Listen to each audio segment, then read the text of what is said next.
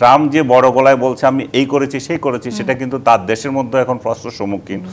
মধ্যপ্রাচ্যের দুই চিরবৈরী শক্তি বলছিলাম আমরা, ইরান এবং ইসরায়েল, তাদের মাঝে আসলে যে উত্তেজনা, যে যুদ্ধ আমরা দেখতে পাচ্ছি এবং 11 দিন ধরে আসলে যে যুদ্ধের কথা আমরা বলছি, ইসরায়েলের তুলনায় ইরান 80 গুণ বড় একটি দেশ। স্থল আক্রমণের যে আশঙ্কা আসলে এখন করা হচ্ছে, এই যুদ্ধ যদি আসলে চলতে থাকে, সেটি হলে ইরানের সাথে আদৌ ইসরায়েল পেরে উঠবে কিনা, সেটি আসলে এখন একটি বড় প্রশ্ন হয়ে উঠছে। কি আমি স্থল আক্রমণের আশঙ্কা দেখি না এখনো পর্যন্ত। যেটা হচ্ছে যেভাবে হচ্ছে সেভাবে হবে। যদিও ট্রাম্প দাবি করছে যে তাদের 3টা স্থাপনা, নিউক্লিয়ার স্থাপনা ধ্বংস করে দিয়েছে, কিন্তু তার এখনো প্রমাণ হয়নি কতটুকু ধ্বংস হয়েছে। তারপরে বলেছে যে ইসরায়েলের যে বিমান, তারা 6 ফিট পর্যন্ত মাটিতে আঘাত আনতে পারে। তারপর আমেরিকান যে বিমানগুলো যে কালকে যেটা করলো সেটা 60 ফিট যেতে পারে। এখন ইরানি বিশেষজ্ঞরা বলছে যে তাদের যে স্থাপনা সেটা অন্তত 80 ফিট গভীরে আছে। তাছাড়া যে সমস্ত নিউক্লিয়ার স্থাপনা, যে সমস্ত পরমাণু এলিমেন্টস যেগুলো ছিল সেগুলো তো ধরে রাখছে, তারা সেখানে রাখে নাই, তারা সেখানে এর মধ্যে সরিয়ে ফেলেছে। তারা জানে তারা এই ধরনের আক্রান্ত হতে পারে ইসরায়েল দ্বারা এবং আমেরিকা দ্বারা। সো তারা কিন্তু দীর্ঘদিন থেকে সমৃদ্ধ হচ্ছে অস্ত্রে। তারা যে সমস্ত দূরপাল্লার ক্ষেপণাস্ত্র তৈরি করেছে, এটা তো সারা ওয়ার্ল্ডে এখন স্বীকৃত। তারা সুপারসনিক ক্ষেপণাস্ত্র যেমন তৈরি করেছে, তেমনি তাদের ব্লাস্টিক যেটা আছে আগে থেকেই সেটাও আছে।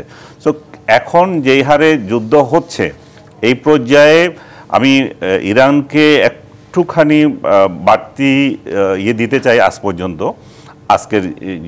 আজকের পর্যন্ত অবস্থানে। কারণ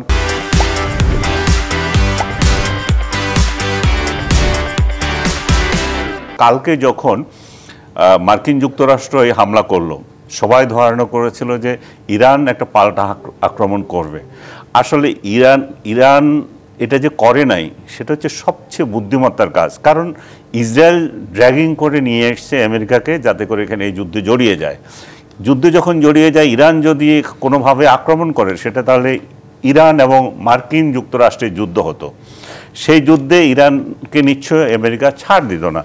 কিন্তু ইরান এই বুদ্ধিমত্তা করেছে, ছাড় দেয় নাই বলে, সে পাল্টা আক্রমণে যায়নি বলে এখন মার্কিন যুক্তরাষ্ট্রের কোনো নাই যে তাকে পাল্টা আক্রমণ করবে। আমার ধারণা মার্কিন যুক্তরাষ্ট্র ছাড় দিচ্ছে বলে কি আপনার মনে হচ্ছে? ছাড় দিচ্ছে না মার্কিন যুক্তরাষ্ট্র। আমি এটা বিশ্বাস করি, সে যেটা বলেছে যে আমরা চাচ্ছিলাম ইরানকে অবদমিত করবে, তার যে ইউরেনিয়াম সমৃদ্ধকরণ, যেটা পরমাণু সমৃদ্ধকরণ, সেখানে তাকে 0 পর্যায়ে নিয়ে আসবে। এখন আগে তো 3-4% দিয়েছিল, এখন সেটাও দেবে না। 0 পর্যায়ে নিয়ে এসে একটা ট্রিটি করাতে তাদের উদ্দেশ্য হচ্ছে সেটাই। এবং সেই উদ্দেশ্যের দিকে দাবিত হওয়ার জন্য তারা তুরস্ক কিংবা আদার্সকেও ইনভলভ করতে চাচ্ছে কূটনৈতিক পর্যায়ে, কিভাবে এটা সমাধান করা যায়। আপনি নিশ্চয়ই জানেন, আমরা দেখছি যে বেশ 1 ঘন্টা আগের সংবাদ, ইরানের সরকার পরিবর্তনের ইঙ্গিত দিয়েছেন ট্রাম্প। কি বোঝাতে চান তাহলে তিনি? এটা তো অবধারিত। তাদের তো টার্গেট ছিল 2টা। একটা হচ্ছে তাদেরকে পরমাণু কর্মসূচিকে ধ্বংস করা, দ্বিতীয়টা হচ্ছে যে তাদের রিজিম চেঞ্জ হওয়া। কারণ তারা দেখেছে যে 79 থেকে এই অঞ্চলে বা ওই দেশে সরকার পরিবর্তিত হওয়ার ফলে তাদের যে পরিস্থিতি, তারা ইরানকে কোনোভাবে ট্যাকেল করতে পারছিল না। ইরান মধ্যপ্রাচ্যে তার মিত্র ইসরায়েলের জন্য সবচেয়ে বড় শত্রু হিসাবে দেখা দিয়েছে। এখন এই শত্রুকে কাবু করার জন্য সে এতদিন পর্যন্ত যা কিছু করেছে, সে একটা ব্রোকার হিসাবে কাজ করছে। বাস্তবতা হচ্ছে যে সে ব্রোকার আসলে ছিল না, সে সৎ ব্রোকার ছিল না। সে ইসরায়েলের পক্ষে বরাবর অবস্থান নিয়েছে, আজকের দিনও পর্যন্ত সে নিয়েছে। এবং তাতে করে ও যে ট্রাম্প যে বড় গলায় বলছে আমি এই করেছি সেই করেছি, সেটা কিন্তু তার দেশের মধ্যে এখন প্রশ্নের সম্মুখীন।